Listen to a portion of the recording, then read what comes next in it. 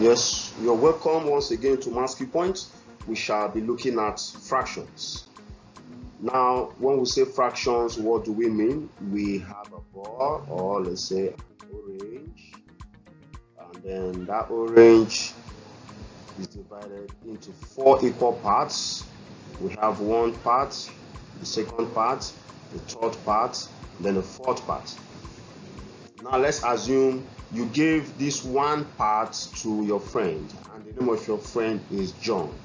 That means the whole of this orange, you gave John one part after you have divided the orange into 4 equal parts.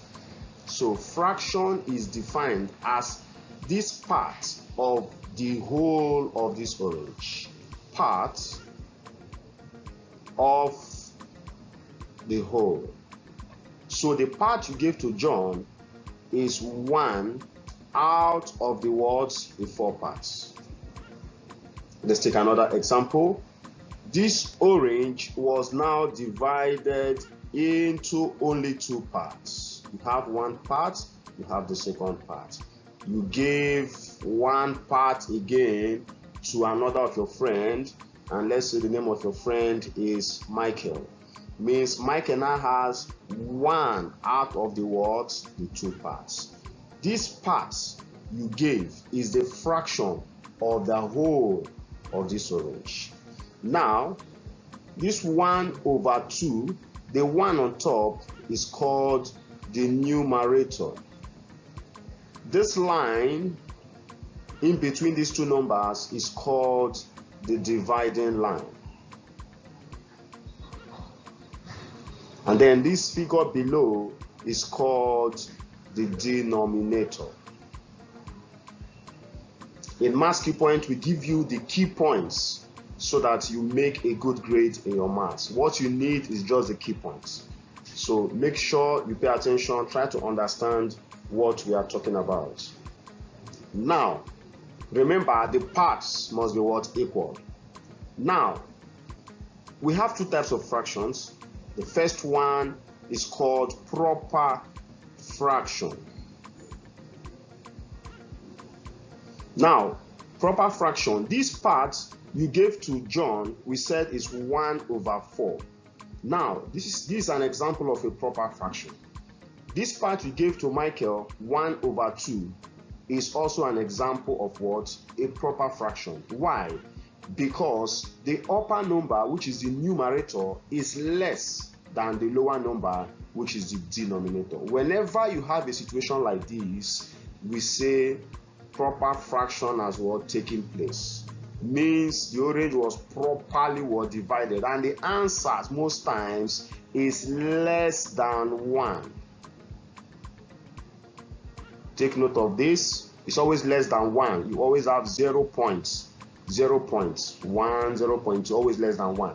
Then, whenever you have a situation where the numerator is greater than the denominator, as in 13 divided by 8, we say what? An improper fraction has what? Taking place. Improper, because it is no longer what? Proper. So anything that is not proper is now what? Improper. Now, if you look at it, the numerator is bigger than the denominator. And then the answer most times is greater than 1.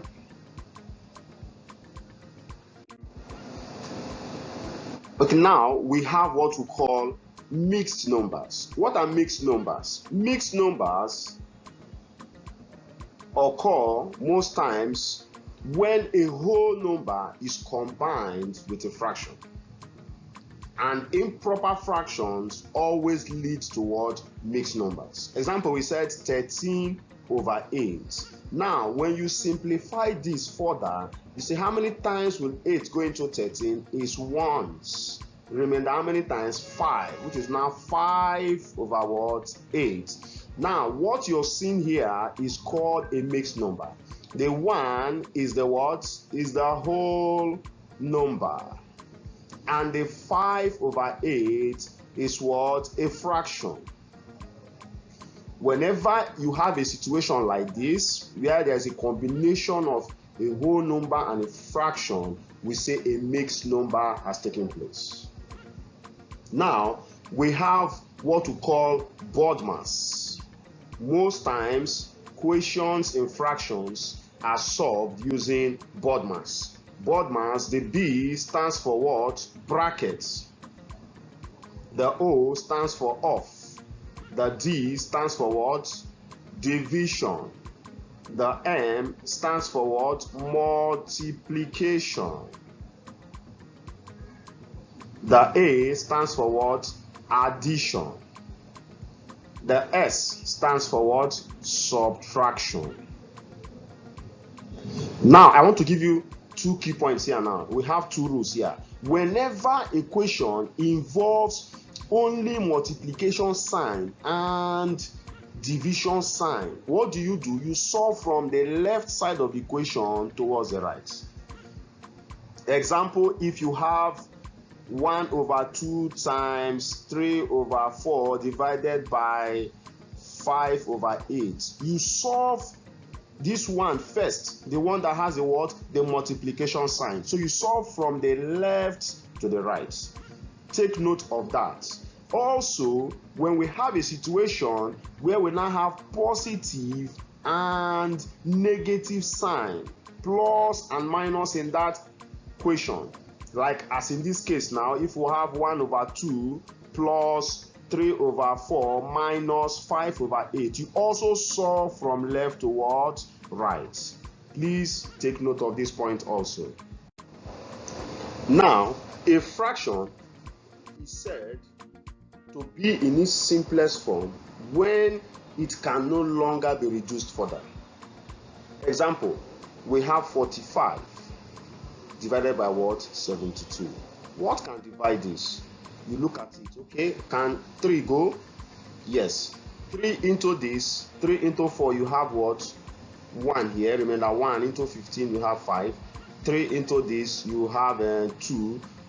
Remember, 1 into 12, you have what? 4. This is now 15 over 24. Can this be simplified further? Yes. 3 can also continue. 3 here, you have what? 5. 3 here, you have 8. This is now what? 5 over 8.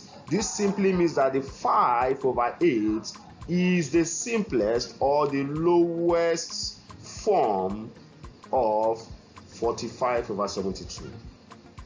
That is what we mean by the simplest form or lowest form. Most times in your O-level, in your WAEC, in your JAMB, they will tell you what is the simplest form of 45 over 72, and they'll give you options. So make sure you use this pattern and then you get the answer. Now, there's something we call ascending and descending order of what? Magnitude. Ascending and descending order of magnitude of a fraction. Now, this is very simple.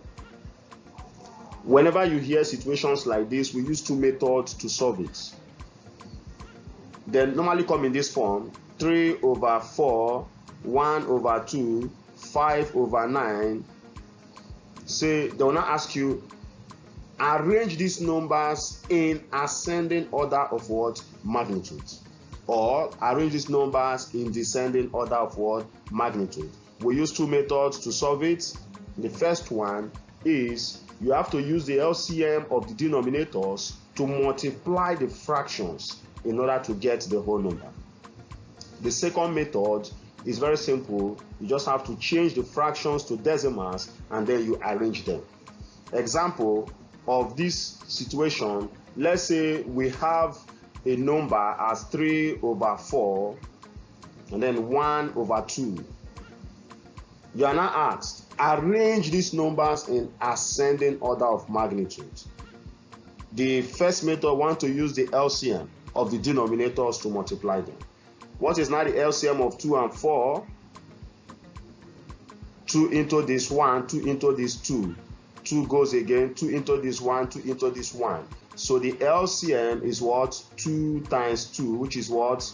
4. The lowest common word multiple is what we mean by LCM. Now, we want to use the first method. 3 over 4 times 4. 4 here 1, 4 here 1. Remember, this 4 is 4 over 1. This gives you what? 3. So now we also, this gives you 3. We also have 1 over 2 times what? 4 over 1. 2 here 1, 2 here 2. This gives you what? 2. Now 3 over 4 and 1 over 2, which is greater? 3 over 4 is what? Greater. Now when they say arrange in ascending order, it will now be 1 over 2 first and then what? 3 over 4. It goes this way from the lowest to what? The highest. Ascending is going what? Higher. But when they say descending order of magnitude, it simply means the 3 over 4 comes first and then you have what? The 1 over 2. They say descending order from the highest to what? The lowest. Ascending from the lowest to what? The highest. So also take note of that. So now we go to the second method, which we said we have to change the fractions to decimal. So the 3 over 4, if you want to change it, 4 into this, it cannot. You add 0 here. 4 into 30, what? 7. Remember, 2 into 20 is what? 5. For the 1 over 2, this cannot. You add 0. 2 into 10 is what? 5. Looking at this, you have 0.75 and you have what? 0.5, which is greater. So arrange this in ascending order. Now, ascending order means from lowest to what? Highest. If you look at this, 0.5 here is lower than what? 0.75. Now, this is the ascending order. So if they say descending order, it simply means 0.75 will not come first and then 0.5. This is what? Descending. Why this is what? Ascending. So whenever you see a situation like this in your exam question paper, don't be scared. Go straight, use this method, solve it, and you get the answer. Now, I want us to look at what we call addition of fractions. Here, I'll just give you the key points. Whenever you have two fractions and they say add them, what do? Very simple. Just change them to equivalent fraction with a common denominator. What do I mean by that? If we have 1 over 2 plus 1 over 4, if you look at it, the denominators are not equal. What do we do to make them equal? Because once you make them equal, all you need to do, no need of suffering yourself, just add the two numerators and then you get what? The answer. Now, if you look at this, if you want to simplify it further, you say 1 over 2 plus 1 over 4. Now, we want these two denominators to be equal. What do? We multiply this one by what? 2. And anything you do to the denominator, you also do to what? The numerator. This now gives you what? 2 over what? 4 plus now 1 over what? 4. Now, because the two denominators are now equal, the answer to this question is simply 2 plus 1, which is now equal to what? 2 plus 1 over what? 4, which is what? 3 over 4. As easy as ABCD. The same thing applies in subtraction of fractions. Now, if you have that same situation, 1 over 2 minus 1 over 4, very simple. You make sure the denominators are what? Equal. What do? We multiply here by what? 2. Multiply here by what? 2. We now have what? 2 over what? 4 minus 1 over 4. Because denominators are not equal, we only what? Subtract what? The numerators. This is now what? 2 minus 1 is what? 1. And then bring this 4, which is now 1 over 4. These are simple situations. If you have multiplication situation, you want to multiply fractions. It's very simple. You only multiply what you have in the numerator divided by, and you also multiply what you have in the denominator. Example, 1 over 2 times 1 over 4. It's very simple. It simply means multiply the two numbers you have in the numerator, which is 1 times 1, divided by what you have in the denominator, which is 2 times 4. This gives you 1 times 1 is what? 1. And 2 times 4 is what? 8. Very simple. But for division, the case is now what? Different. If there's a 1 over 2 divided by 1 over 4, This situation now is different. The way we normally solve this is very simple. Because of this division sign here, this thing can also be written as 1 over 2 divided by 1 over what? 4. Okay, so we said we have what? 1 over 2 divided by what? 1 over 4. Now, to express this, simply 1 over 2 times 4 over 1. How did we get this? What we only did, we removed this 1 over 4 under this division sign, and then we took it upwards. Now, as soon as we took it upwards, we changed the sign to multiplication sign, and then we took the reciprocal of the fraction.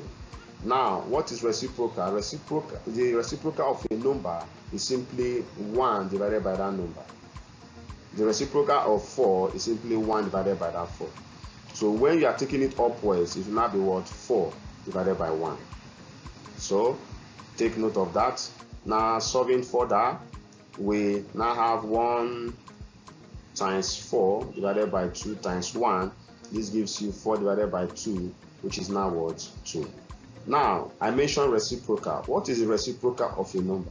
The reciprocal of a number, let's say 5, excluding 0. The reciprocal of a number, let's say 5, is simply equal to 1 divided by what? 5. The reciprocal of a number 10 is simply 1 divided by what? 10. Now, whenever a number is multiplied by its reciprocal, the result is always equal to what? 1. What do I mean by that? If the reciprocal of 1 over 5 is 1 over 5 and is multiplied by 5 itself, the answer is going to be what? 5 divided by 5, which is what? 1. If the reciprocal of 10 is 1 over 10, is now multiplied by 10, the answer will be what? 10 divided by 10, which is what? 1. Now, the third key point I want to give to you is that the reciprocal of a fraction is gotten by inverting the fraction or simply turning it upside down. Let's say the fraction is 2 over 3. Now, what is the reciprocal of this fraction? It's simply turning it what? Upside down, which is what we applied here. Now, the reciprocal of this 2 over 3 is simply what? 3 over what? 2. What is the reciprocal of 4 over 10? It's simply what? 10 over what? 4. What is the reciprocal of 1 over 5? It's simply 5 over what? 1. Now, this is the end of part 1. See you in part 2.